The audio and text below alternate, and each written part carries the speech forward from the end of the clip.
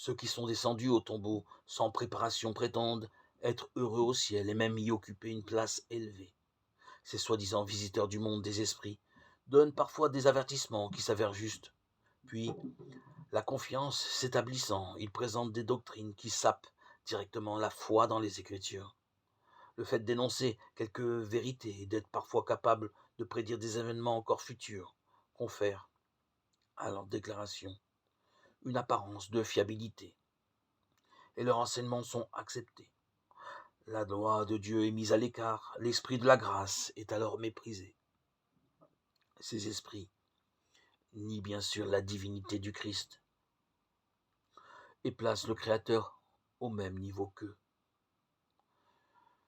Si non seulement les résultats de la supercherie sont souvent passés pour d'authentiques faits, il y a eu en outre des manifestations remarquables d'une puissance naturelle, l'œuvre directe de mauvais anges. Beaucoup croient que le spiritisme n'est qu'une imposture humaine, mais lorsqu'ils seront confrontés à des manifestations qu'ils ne pourront qualifier que de surnaturelles, ils seront séduits et amenés à les considérer comme la grande puissance de Dieu, et s'éloigneront